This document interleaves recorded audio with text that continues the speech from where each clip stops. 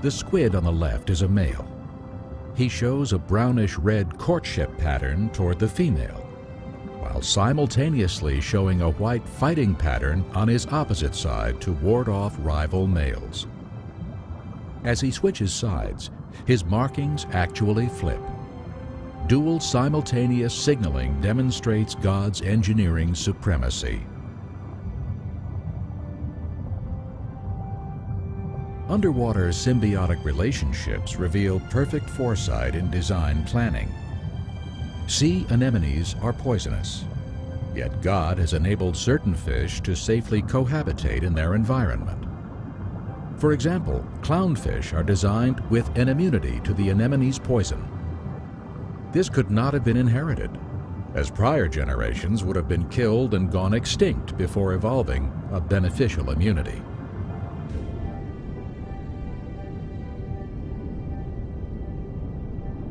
The schooling pattern of certain fish is still being researched. The ability for fish to dart with synchronized movements reveals the guiding hand of a grand conductor. Different species of fish have been relegated to dwell at specific levels of the ocean depths. This capability is the result of a specially designed air bladder, which secretes gases from the bloodstream, regulating the pressure, maintaining equilibrium, allowing the fish to survive at various water pressures within a range determined by the Creator. One of my absolutely favorite sea creatures is the pearly nautilus, or the chambered nautilus. Here's a shell like you might find in a Florida shell shop, and when you cut these down the middle, woo! Look at that, all these little chambers inside. The animal that lives in the last chamber here is essentially a squid. It has lots of little tentacles coming out the front like that. All these little chambers enable it to regulate its buoyancy like a submarine does. Inside that amazing squid, there's a brain. There's an eye that sees the world like we do. There's a digestive system with salivary glands and a pancreas gland. They have 3 different hearts. They're as complex inside as we are. And yet, fossils of this kind of creature are among the first to be found. Initial complexity, a marvelous testimony to God's creativity. When I look at the sea creatures that God has created, I look in particular to the fish. They are amazing creatures, starting with their streamlined efficiency, the fact that they are designed to extract oxygen from the water in such an efficient manner, the fact that they have such a pleasing aesthetic values, and also, of course, the great quantities of food they provide for man. Fish have always been fish, according to the fossil record. Yes, fish certainly are an incredible feature of God's living creation.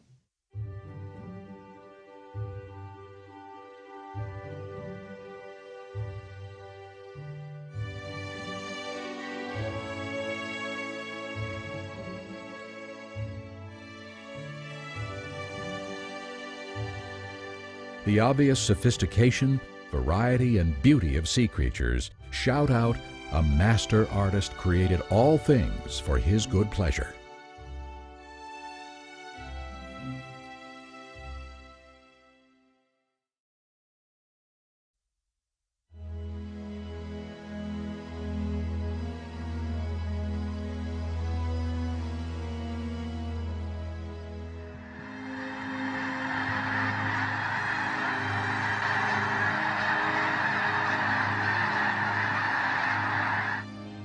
Birds are among the most captivating creatures on Earth.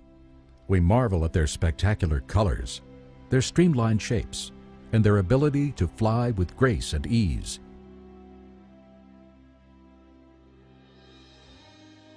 For centuries, man attempted to imitate the flight of a bird. It was only in the 20th century that he succeeded in controlled flight. To this day, in order to improve the aerodynamics of the plane, man will return to study God's marvelous avian design. Consider some of the Creator's design features. A bird's bones are lightweight and virtually hollow. They're supported inside by struts and honeycombed with air sacs. These lightweight bones are designed so efficiently for flight that the bird's feathers usually weigh more than its entire skeleton. Even its beak is designed to save weight, made of lightweight horn rather than heavy bone.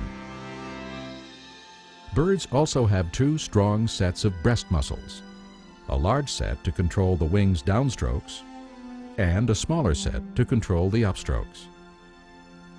And only birds have been created with feathers. Feathers insulate the bird from the sun's heat, protect it from the cold, waterproof the body, and create wing and tail surfaces necessary for flight. Each feather is connected to a nerve and controlled by a muscle. This precision muscular control helps the bird balance in the air, steer, and brake when slowing down to land.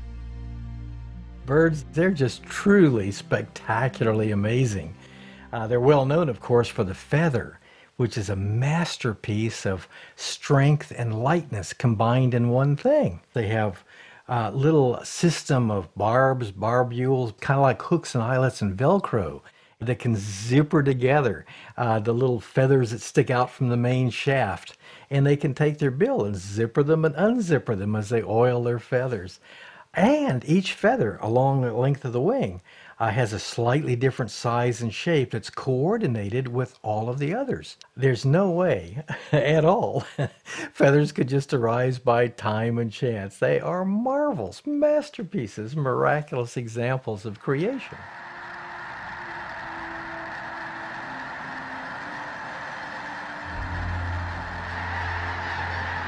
Another essential element to bird flight is the air-filled bags that lie between the bird's organs. The bird's air sacs are connected to its lungs, and during flight, air flows through them. This arrangement rapidly feeds the bird's body tissues with life-supporting oxygen while keeping it light in the air. All birds are amazing. They have a system of breathing that's not found in any other creature. The bird lung is a special double tide system where you can oxygenate air both inhaling and exhaling. Unlike our lungs or the lungs of any other creature, the bird lung has back doors. And it turns out that this is important. Birds do not change the shape of their chest cavity when they breathe. If you saw a bird just land from a 1,000-mile migration, just landed, would you see the chest heave as he breathed? They are stone still, no matter how hard they've been flying. You think, how do they breathe? Turns out that the air is moved through the bird much like a bellows for a fire. These air bags between the muscles. And as the bird flies, as it walks, it's moving the air. Such wonderful creatures God made in birds. All of these engineering marvels combine for efficient flight and show perfect foresight in the creation of birds. One of the marvels of birds is their ability to migrate long distances. The Arctic tern makes it all the way from areas near the North Pole all the way down to the South Pole and back every year. Now people can do that in an airplane, but you've perhaps looked into the cockpit of an airplane, all those switches and dials and levers and controls, and then you have to have ground control to tell the pilot where he's going, and all of that is packed into one teeny part of a bird's brain. Next time somebody calls you a bird brain, say, why, thank you.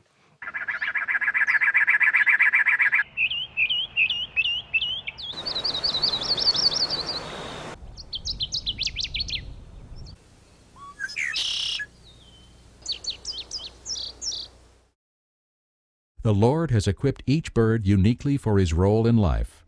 In the service of man, each species of bird has a special area of patrol. Many help by controlling insects. Others remove the carcasses. The finch family is a great weed seed destroyer. The owl and the hawk keep the rodents in check. The sandpiper combs the beaches.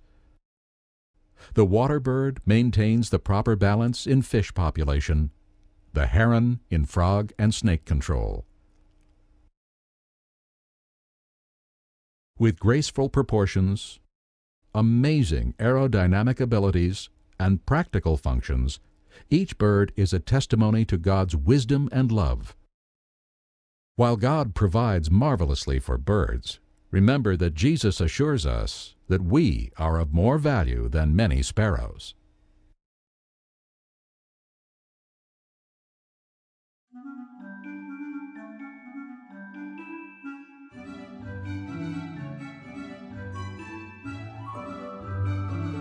The hummingbird is a marvel of agility and grace.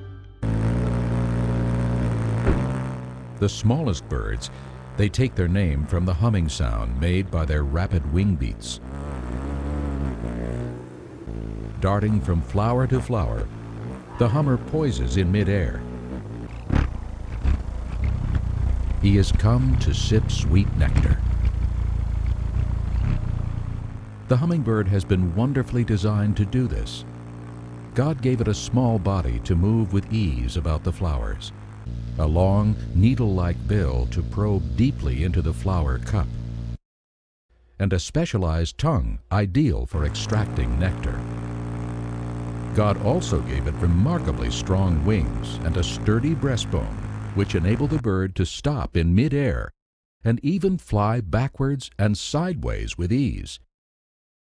Of course, all the hummingbird's features, long bill, special tongue, unique rapid wing beat, would have to work together from the beginning in order for it to be able to gather its energy food and thereby survive. Though the wings of most birds bend at the shoulder, elbow, and wrist, the hummingbird chiefly uses the shoulder. Like a helicopter, it can rise directly upward. The Creator's design, however, makes it possible to swivel in all directions, is much more efficient, and far more agile than any man-made flying machine.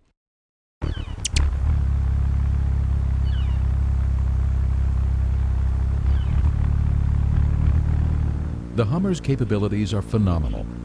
When hovering, his wings beat 50 times a second.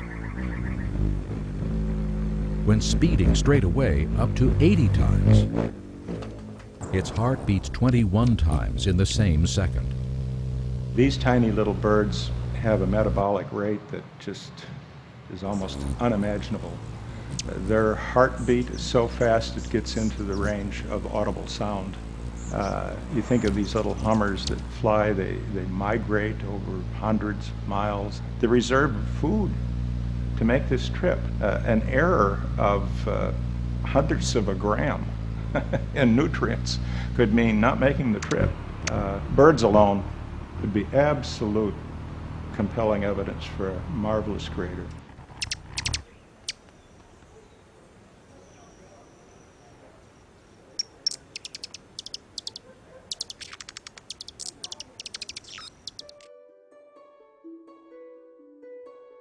The hummingbird's nest is a masterpiece of art.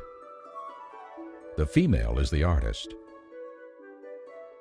She uses fern fuzz, dandelion seed down, and other plant felts. The exterior is adorned with lichens and fastened with spider webbing.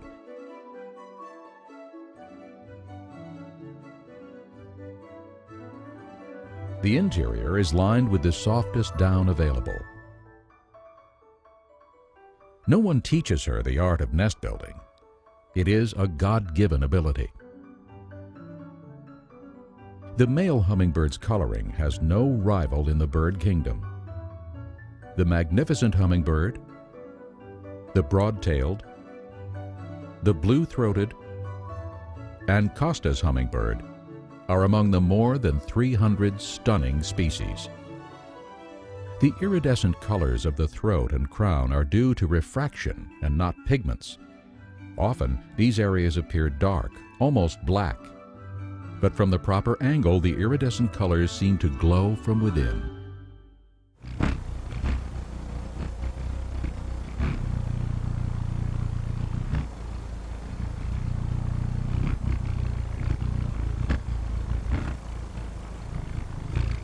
Every aspect of these remarkable birds testifies to the Creator's gracious provision.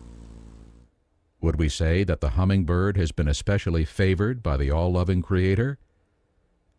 No, this genuine love is extended upon every creature. If we carefully study any creature, the Lord's glory will always beam forth.